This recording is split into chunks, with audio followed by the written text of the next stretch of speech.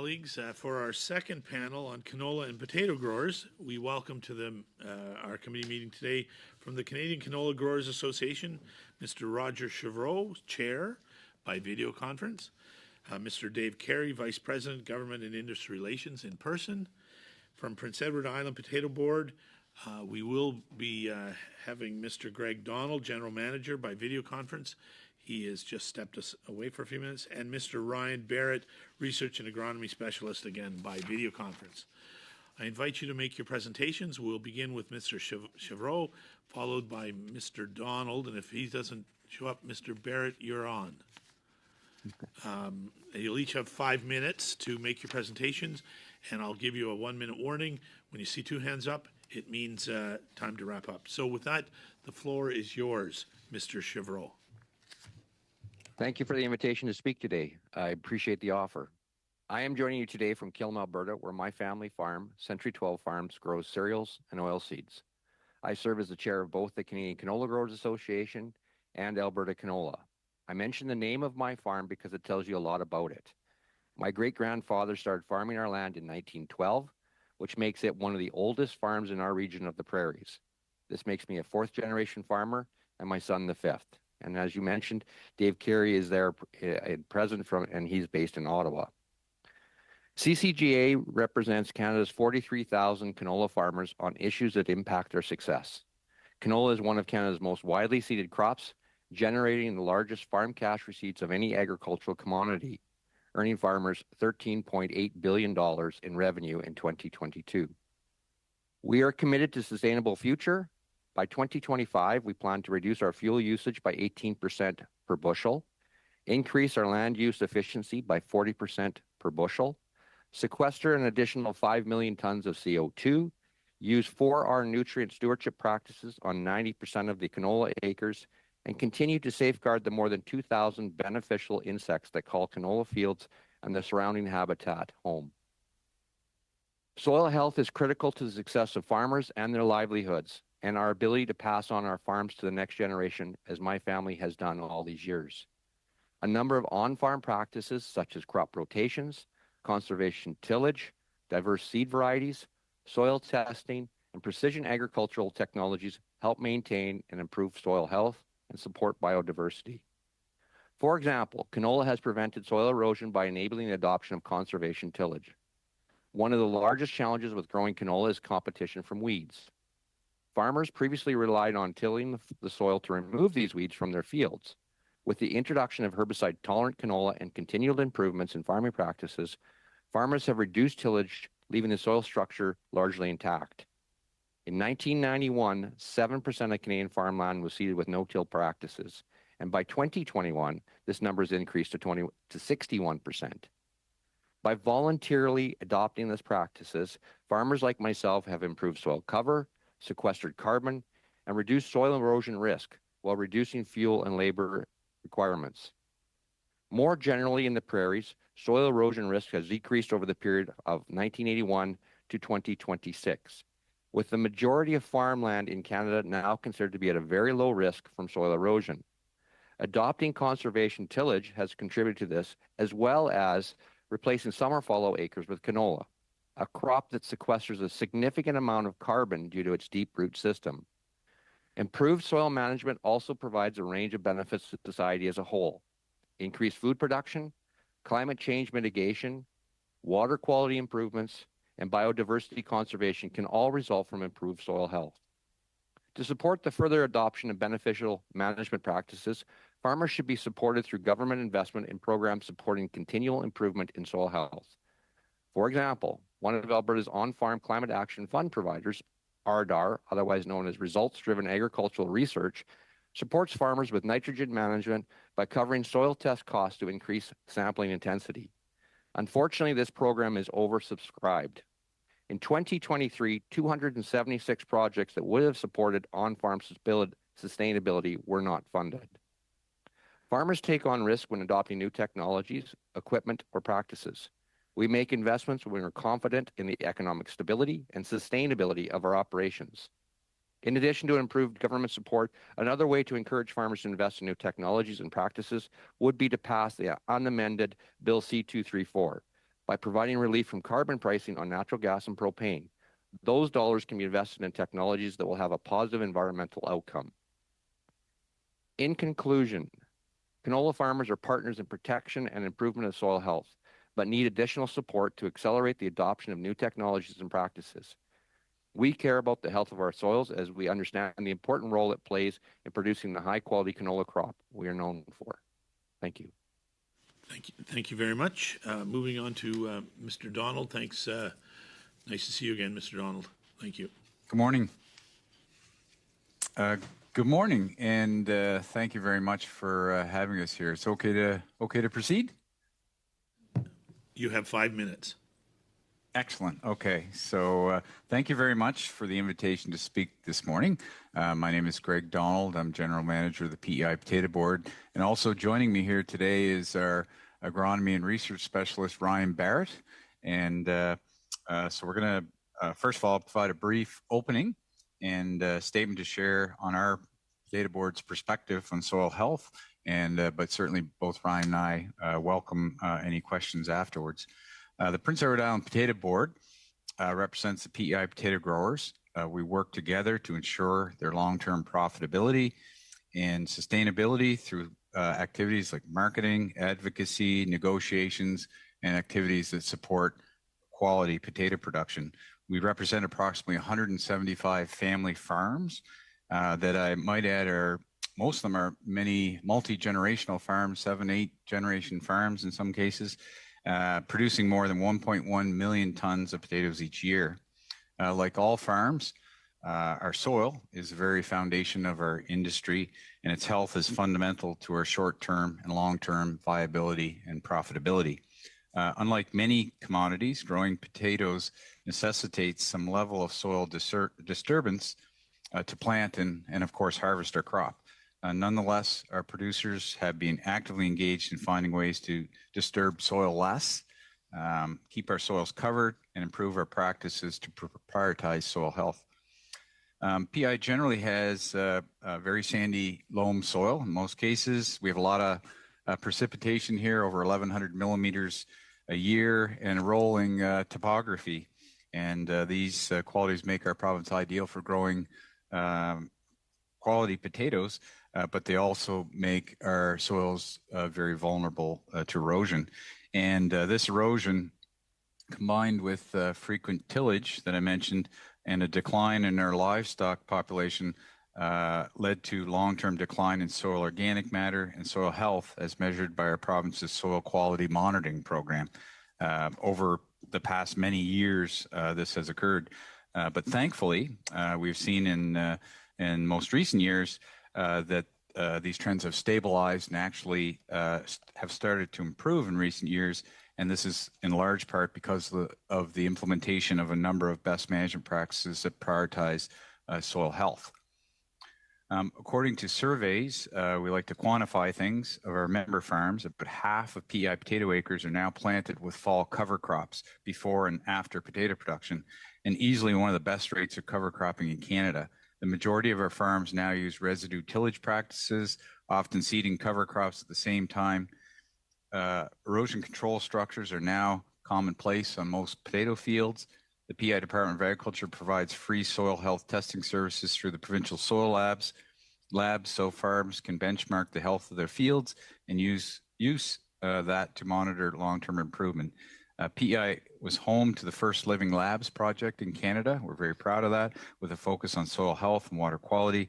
And it was has been a very successful initiative that has now been renewed under the Agricultural Climate Solutions Program. Our agronomy initiative for marketable yield, aka AIM, which Ryan leads, is a collaborative industry research and agronomy program with an entire working group committed to soil improvement, including projects in soil compaction, soil mapping, precision agriculture, improved fertility management, optimizing crop rotation, and the use of organic amendments.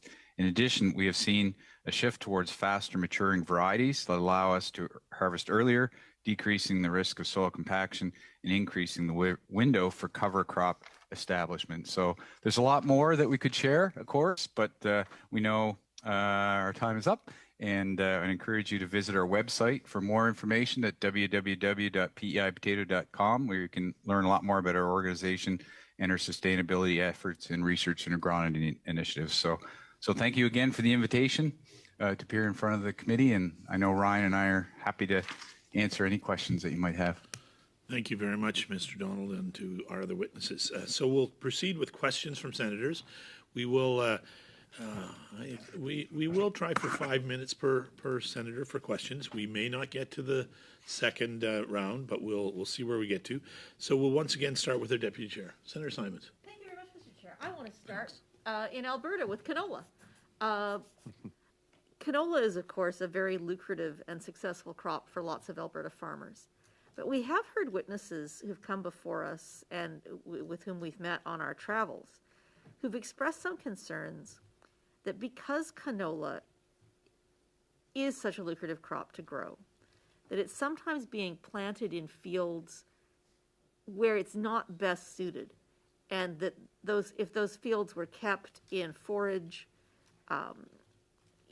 specifically in more drought-stricken parts of the prairies, the Palasha Triangle, that kind of area. And the concern that's been raised is that the insurance programs for canola farmers are such that if the canola goes in and it fails, there's reasonable compensation, whereas there isn't the same kind of insurance for forage or for ranging beef. So I'm wondering, what advice do you give to your own farmers about how they can best decide whether something should be planted in canola, or if it would be better to turn a particular field back to forage, or to another crop altogether, a legume, say? Okay, well, thank you for the question. I guess the first thing to note is that agriculture is definitely a business. And as that, we do, as a rule, always make decisions based upon what is going to get us the best return on investment. And in some cases, that is canola over legumes. And I think one of the things that we're striving in the industry to do right now is with some of the new breeding techniques that we talk about, or was talked about in the previous session, is to develop canola varieties which are better suited for areas which are drier. I can speak to some of the advancements that have occurred in the past 20 years since I started farming, actually the past 35 years since I started farming. Our crops at home on a good year would grow, the best we could get was about 21 or 22 bushels.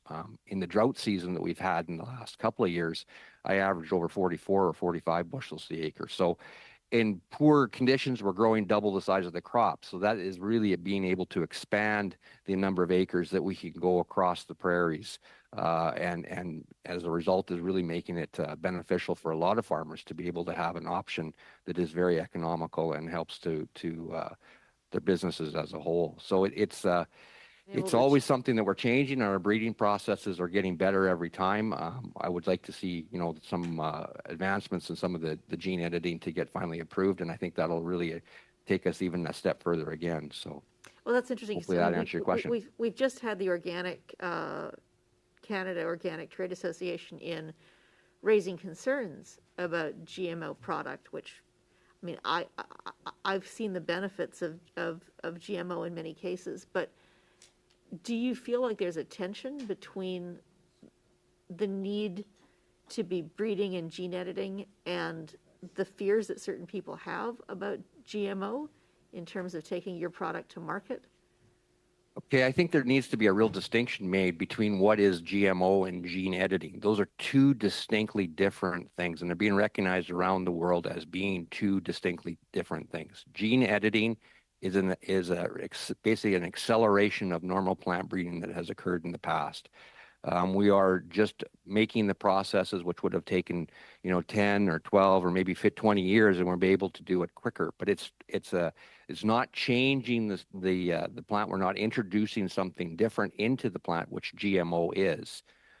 So it's just enhancing our plant breeding techniques. And so, yes, I think there is some unknowns about it. A lot of people don't understand the differences between it, but it is something that I think is very beneficial for the overall agriculture in Canada and in the world, because honestly, we do feed the world. 90% of our canola production, for example, is exported either in the form of canola seed, canola oil, or canola meal. I see my time's up. And then I had a very quick question. With PEI potato production, apart from cover crops, I mean, is there any capacity to do more aggressive crop rotation so that you're not monocropping with potatoes all the time? Or are the climate and soil conditions such that you can't switch to another crop in off years? I'm glad you asked that question. So there's approximately 600,000 arable acres on PEI, and in any one year, in fact, only 15% of that acreage is planted to potatoes. So in fact, we have a very diverse cropping on Prince Edward Island, and likewise with potatoes, the standard rotation is every 3 years. So the acres that are planted, and but having said all that, and Ryan can perhaps comment more, we're forever seeking other crops that we can grow in rotation that will also give a good return to farmers, and that has been a big challenge. So Ryan, maybe, do you have anything to add, Ryan? Very quickly. Ryan, you're muted.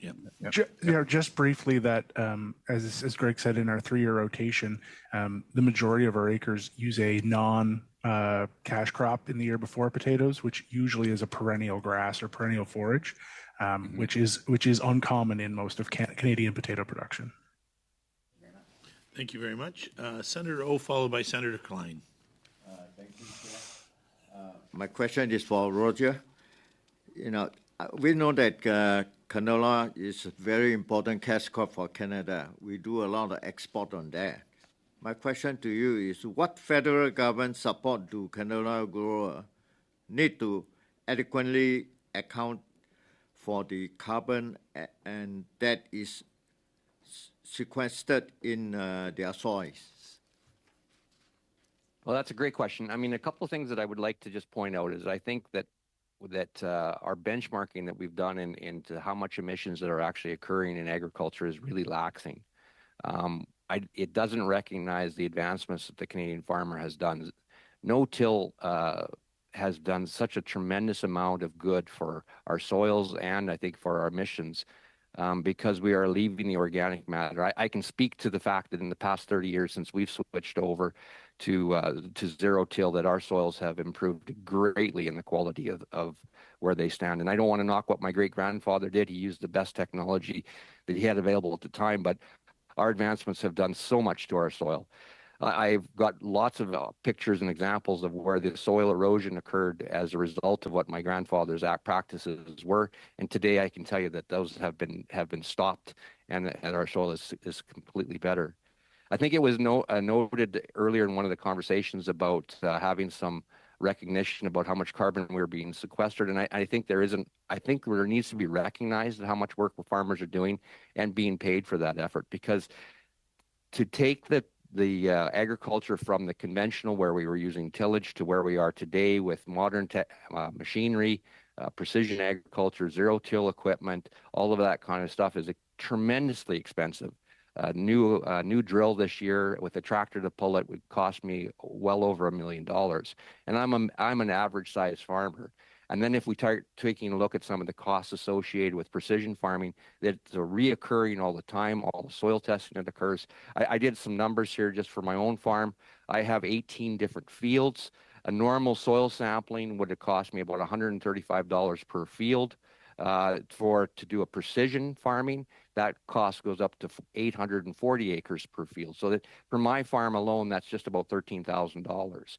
So some support in those kinds of things, recognizing that these are reoccurring costs that occur every year, and that the support isn't just for 1 year, and that it goes across to all farmers, not just those farmers that have been late to adopting, but also to the early adopters. And that's where a lot of the programs I think fall down is that it's a very expensive, and it's a big gamble to take on new practices, new equipment, and everything else on the hopes that it might work. And then to find out later on, once we prove that it works, that those late adopters then get some reward for adopting to the practices that we've already proven that are true.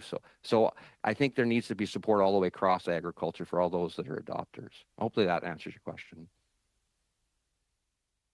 Question about so for 18 fields that you have, what is the production metric tons per year? Well, it depends on the crop. I grow 3 different crops in crop rotations. I grow canola, I grow wheat, and I grow malt barley. So canola, I'm probably right around close to a ton, or maybe on a good year, 1.5 tons per acre. For wheat, it's probably very similar, 1 to 1.5, maybe 1.7 tons per acre, and the same with barley. Barley is even probably a little bit better than that on a really good year, maybe over 2. Thank you, Chair. Thank you very much. Senator Klein, followed by Senator Jaffer. Thank you, Chair, and welcome to our expert witnesses here. First question is for the Canola Growers Association. And just quote here, Mr. Curtis Rempel, Vice President of Crop Production Innovation, said, "Our challenge is to increase our yields and increase our carbon sequestration through field intensification while reducing our greenhouse gas emissions on the production side." Make another comment here, and then I have a question. One of the canola industry's sustainability targets for 2025 is a 40% decrease in the amount of land required to produce 1 ton of canola. So there's 2 questions to both these comments. On the latter, can you explain how you're going to do this in terms of the 40% decrease in the amount of land usage? And if you could elaborate on the specific techniques and what would be the impact on soil health. And also thinking about that and Mr. Rempel's comments, are those complementary objectives there? And also with regards to both of them, what tools are in place or need to be to support strategies for boosting productivity and the carbon sequestration, as well as the 40% decrease in land usage? Okay, I think, thank you for the question, I guess. And I am familiar with Mr. Rempel and the Canola Council. So yes, I think it is a target that we are going to achieve. I think it may take us longer than 2025 to get there. It certainly, like I mentioned to the previous senator, our production on my farm has more than doubled over the past 30 years. And that's a trajectory that we continue to hope to have continue. And to answer your question about soil health, are they the same, or do they go hand in hand? And the answer is absolutely yes, because I think it was even mentioned by the organic people that when we return more plant material back in, or more residue back into the soil, our organic matter increases. It makes the soil better, and that has happened as a result of our increase in production over that period of time. And the soil health in our farm, for example, is so far ahead of where it was 30 years ago. It's obvious to those that have walked out in the fields, just in the differences in what has occurred. So to answer your question, I think it is. I think there's a lot of things that we need to have done in the regulatory rules that's happening in the government, and one of them is the approval of the advanced breeding technologies. I think that's one of the biggest things that's going to do is to get us new varieties which are more capable of handling the environmental conditions that we're facing through climate change or just regular farming activities. We do have droughts, and we always have had droughts, and we always have had years where we've had too much rain, and so we need to have varieties that are able to adapt to those things more. And the other thing is to support some of these programs to move farmers to precision farming. And there is programs out there right now. The off-cap program is a great one. And it's going to take time for farmers to realize the benefits to precision farming, because it is, like I said, an extremely expensive process to move into. And it's certain areas of farmers can see more of a benefit quicker. So they're adopting it quicker than some areas where the benefits aren't as quick or as great. So it's just a continuation of promotion of those types of activities. Another quick question for you. In the coming years, what kind of federal assistance are canola farmers going to require in order to properly account for the carbon stored in their soils? I think I'll defer that one to Dave. Dave, have you got an answer for that one? Yeah, we've been waiting from Environment and Climate Change Canada Centre for a long time for the Enhanced Soil Organic Carbon Protocol. They've been extremely delayed. They did explain that that was a priority. It was supposed to be out last year. We've still not seen it this year. To Roger's point, that the notion around that is that farmers should be compensated for the carbon they sequester. It's a very difficult science, but we know that canola accounts for approximately 70% of all sequestration from field crops because of its deep root system. So maybe 11 million metric tons of greenhouse gas emissions every year is sequestered. However, ECCC is languishing in their ability to actually bring the protocol to bear. We've not even seen consultation or draft on it yet, Senator. Thank you. Thank you. Second round. Yep. Thank you very much. Senator Jaffer. Thank you very much. I want to first start with you on the canola growing, and I didn't quite understand. Can you clarify what you meant, newcomers and those who have already done? Can you expand on that? And like it felt like the people are coming on, newly adopting the policies are getting better, if I understood you, better compensation than those who have already implemented the policy. Can you please expand on that idea? Sure. What I meant by that is an example of that is the off-calf program, the 4R nutrient program. So there are farmers that have been using those type of principles for a long time and have, been using environmentally safe nitrogen or smart nitrogen. There's been people that have been using zero tillage or precision farming, and those acres don't. If you've already been using it before the off-calf program, those acres don't qualify for a subsidies. If you haven't been using it up until the program, then you're qualified for those rebates or the subsidies from the government. So if you have been an early adopter, developed the technology, proven that it works, and your neighbors start picking up on it, they qualify, but you don't. Does that make sense? Absolutely. But so what you're saying is just because you have started better farming habits earlier, you are being penalized and not being properly compensated. Is that correct? You're not getting compensated to the same level, or you're not being recognized as doing your part to do it. And really, I mean, the early adopters are the ones that are really taking the biggest risk off the bat. I mean, the cost associated with a lot of this equipment is extremely high. And like I said, I'm an average sized farmer, and that's a hard pill to swallow when you're having to pay for that kind of equipment and that kind of a process. Another example I mentioned it is environmentally smart nitrogen. I use around 200 tons of fertilizer a year, of nitrogen fertilizer, and the cost associated with the ESN, as it's called, is about $140 a ton more. So it is good for the benefit of the soils, but it does help in the development of, I think, of good crops. My crops have been better as a result of it.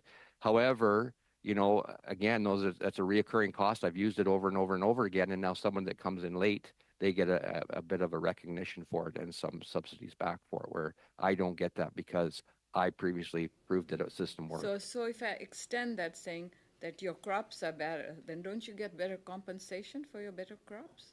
Have you not been benefiting from that? It depends on the year and it depends on the market. Right now, the commodity prices are falling. So I paid for fertilizer a year ago with the hopes that I was going to have a great crop in the commodity prices this year. And now that the crop is off, the commodity prices are actually falling. But my expenses are already set by a year ago. So not necessarily. Yes, I do get some, hopefully on good years, I do get some reward for that and the fact that I have higher yields. But, it doesn't always happen that way. Thank you. I have a question for you, Mr. Donald. You talked about cover farming, and so, considering the benefits of cover crops in reducing erosion and nitrate leaching, as well as boosting potato yields, what challenges do potato farmers face in implementing these practices, and how might this be addressed to promote future sustainable farming? And probably Ryan can comment on this as well. As far as the first part, and Ryan actually is our authority on cover crops, but one of the biggest challenges with potatoes is, as we said, we have over 50% uptake now before and after potatoes, but it's having cover crops that can be will germinate after potato harvest. So, and in particularly those potatoes that are harvested after the middle of October, so that are more cold tolerant, let's say. So finding cover crops that can be seeded at that time of the year would be really important, for example. The other thing, just broadly, I'd like to comment on, and kind of similar to what Roger was, some of the things he was saying, is that we are seeing the benefits of cover cropping, new tillage, all kinds of new practices. But the challenge is costs are getting so high, and that investments that are needed in longer term investments, like potato storages or irrigation infrastructure or drainage when we get too much rain, it's difficult, getting really hard. And I know I'm very concerned that the returns are, it's making it difficult to continually invest in longer term things. So, and although they're very open and adapt and eager to try and do more things that are more sustainable from an environmental point of view and building soil health, it's sometimes those as well, you don't see the returns until further down the road. But Ryan, I don't know if anything else there you want to comment on. No, you don't? Okay. Yeah. Can you give me some examples of cover crops? What do you mean by cover crops? I'm not so familiar with that. I can take that if you want, Greg. Yeah. So, thank you, Senator. So for cover crops, I usually fall seeded cover crops that we're planting either after harvest of a crop or maybe after the termination of a forage crop in preparation for potatoes next year, mostly using cereal crops like oats and barley and rye and things like that that are fast establishing and are relatively inexpensive. Or also, if we're doing it in September or August, we're using crops, brassica crops, largely like mustard or radish or mixtures of different crops. Anything that will establish quickly and hopefully have a high biomass and protect the soil in the fall. We also then have a number of growers that in the year before potatoes will employ what I would call more like a full season cover crop. And these are often forage species like alfalfa and clover and grasses, maybe mixed with maybe with brassicas, maybe with some other species as well that are hopefully feeding the next year's crop by sequestering nitrogen, by creating nitrogen, and also by hopefully reducing soil-borne pests and diseases. Thank you. Do I have time? No, you're out of time. Sorry. Round two, if you wish. Yes, please. Senator Cotter. Thank you very much. Thank you, Mr. Chair, and thank you to our witnesses for joining us and keeping on expanding our knowledge in this area. My question is, I think, for Mr. Chevreau and Mr. Carey, and it's a general question even beyond canola. If I understood your answers, Mr. Chevreau, the challenge of cost and the cost, for example, to do precision farming and therefore achieve probably a more environmentally effective soil healthy practices seems then to militate toward farms getting noticeably larger so that the economies of scale make this more efficient, more healthy form of farming more achievable. Am I right in that? And are we inevitably, in order to, say, achieve these soil health goals that we're talking about here, needing to see and even hope for farms to get larger so that you and your colleagues can achieve what you're doing, especially in kind of large sector farming? Mr. Carey or Mr. Chevreau? I'll answer first, and then I'll let Dave answer it afterwards. Yes, it is. I mean, farms have naturally been getting bigger since I think farming started in Canada. I mean, we started off when my great-grandfather began, I think, with 1 or 2 quarters, and now we're up to 37 quarters. So that is a natural progression. I mean, it does concern me because my son is coming back, and in my local area, there's a lot of kids coming back to farms. So the pressure is on for us all to look for new places that we can grow and make our farms bigger. The challenge always has been the equipment as it gets more precise and more technologically advanced and has more, just general complications it just makes it more difficult to purchase that type of equipment. I mentioned the seed drill itself, but a lot of that also stems from the technology that's involved in my combines. And my combines, when my dad was buying them, was about $100,000, and today the latest price is 1.5 million. So you can't do that on a small farm scale anymore. And you need that information from the combine to give you an idea of where the best soils are, where the best potential is for the crop in order to be able to develop a part of the equation as to where to put your fertilizer to get the biggest return and the least amount of emissions to it and increase your soil health. So in a roundabout way, I guess the answer is yes, the farms are going to continue to grow. I think the support by the federal government in supporting us and recognizing and paying us for sequestering carbon into our soil will help slow that down. It'll make it easier for us to afford those costs. Also, support in making these additional costs to go to precision farming cheaper for us will help slow down that process of making the farms get bigger all the time. But it truly, I think, in the long run is going to go that way. There's a certain sense in this that for soil health in, say, the prairies to get better, we have to hope to hollow out rural Saskatchewan, for example. That's kind of disheartening, eh? It certainly is, and I hope that we don't hollow it out in a rapid rate. I think there's also some other things that comes with that. I mean, with the development of these new technologies, we are going to need support in learning how to run these technologies, and I think that's actually one of the things that holds us back a little bit. Is the average age of the farmers now is 57 years old, and the challenge, I think, in a lot of cases, is this technology is very complicated and it's very technical. Obviously, we're dealing with computers and satellites and GPS systems, and it's going to require a lot of support. And I think there's another industry there that's going to develop that's going to help bring people back to our rural areas. I mean, we need to have better broadband. We need to have better cellular coverage, and I think to make these technologies work. And I think we need to have better support from people that are going to come out to the equipment and make it work for us. So, I'd like to say I'm as good on the computer as my 29-year-old son, but that would be lying. He's far better at this kind of technical stuff than I am, and I rely heavily on him. And I think there's a lot of other farmers who are going to rely on other people on the technical side, just like we have seen develop in the computer systems that we have today.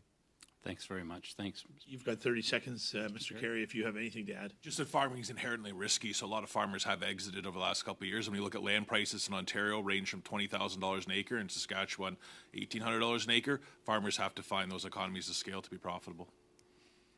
Thanks. I have a couple questions and then move to round two very quickly. In Prince Edward Island, I have heard through this study that the soil health and the work that government is doing, supporting, encouraging, is second to none in this country. Would you agree, Mr. Donald or Mr. Barrett? Are your farmers being expected to do more because of government rules, regulations, et cetera, et cetera? Just a question. Thank you, Senator. I'll take this response. We do have a large amount of support from our Provincial Department of Agriculture, and they have done quite a bit to invest in soil health programming and soil health monitoring. They have soil health testing available here. They're one of the only provinces that has a provincial lab that can do soil health testing, and the uptake on that is increasing all the time. And we really welcome that partnership with the Provincial Department of Agriculture. But I think the extension onto the growers has also been quite good as well, and in multiple commodities, not just in potatoes. But it's been a really big focus of our research and extension for the last 10 years, I would say, is around soil health. The biggest way that we can be resilient in the face of a changing climate and that we can manage those stressful years is with healthier soil that can absorb more water, that can cycle nutrients, that can protect against hot periods and dry periods, is through a healthier soil with higher organic matter. And in a a matter of farming that requires more soil disturbance, we probably have to do extra to try and make sure that we are conserving that organic matter and building it. So that's been a really big focus of our research and extension for the last number of years. Thank you very much. And in light of the time, I'll leave you with a question to each of you. If you had pen to paper and you were writing this report, give me 3 recommendations you'd like to see included in this report. And if you could forward them to Senator or to Ms. Simpson, our clerk, that would be great. You've got pen in hand. Let us know what we should do. Moving on to round 2, we have 4 folks and we have 7 minutes. Senator Bury has just asked for a question. We'll give you very quickly, and then let's just snap questions, if you'll. Thank you. Thank Snap you questions. to our witnesses. I'm following up on your question, Chair, because I just wanted to know from our witnesses from PEI, how was it that you were able to achieve this sort of investment into free soil health testing? Because we heard from so many witnesses that this is one of the barriers for farmers taking up best management practices. What was the culture like in PEI? How were you able to do it? Well, I think one of our biggest disadvantages is how small we are, but flipping it over, it's also one of our greatest advantages. So because we're a small province, relatively small, it's a industry relative to perhaps other places, there's very close communication and good collaboration between the stakeholders, and namely here, the farmers and our provincial government and the industry and our educational institutions as well. So I think I would attribute the success to, and we've kind of worked under the motto that it's very difficult to get bigger here, so we have to get better. And on one side, because of all the reasons we talked about, the vulnerabilities here, and that it's we want to make things better, and on the other side of it, because it's very difficult in our agriculture to be competitive in a commodity market, so we have to be better in more ways than one. Not just with the soil health and the environment, but certainly in the products and the needs that we differentiate, how we differentiate ourselves in the marketplace. Thank you. Thank you. Snap questions, Senators Simons, Klein, and Jaffer. That's okay. I cede. Okay, Klein. So this question's for the Canola Growers Association. There's many uses competing for canola variations these days, and of course there's the oil on the dinner table as well. We've now figured out how to extract the protein out of the canola seed, and then the remnants can go further down the line for value add of oil and meal. Also, we're building plants in Saskatchewan for biodiesel fuels and jet fuel. And I'm just wondering, with all of this going on, if maybe the government is starting to think about imposing a certain percentage needs to go to the table, dinner table, and a certain percentage can be set to other areas like jet fuels or biodiesel. Well, I would quickly say that we welcome as producers any opportunity to have our crop have more uses and more demand for it, because that only helps us economically. Unfortunately, I will say that recently our prices have actually fallen, but that's I hope to see that turn around in the next little while. Yes, it's a question that's there, and I think it's not one that I think that Canada can't live up to. Like I said, our goal is to increase the amount of production that we're doing on a per acre basis, and I think that's quite achievable in the long run, particularly with some things that are coming. Excuse me. The question is anybody talking about imposing kind of quotas of a certain percentage needs to go to the dinner table before it goes off for other varied uses? I am not aware of any that where that's been in the case. Unless Dave, do you have anything to add to that? No, there's been none of that. The one benefit, Senator, of the biofuel kind of the new wave is that instead of exporting our raw product to other countries to do with what they will, when we crush it here, we actually keep the meal and the oil here, which can then go to different places. But there's been no discussion as far as a quota system for canola. I don't think it would work for our bulk handling system. It works in supply management, but you have 20 millions of tons of canola that get bulked up. It goes where the market wants. Well, if it happens, you heard it here first.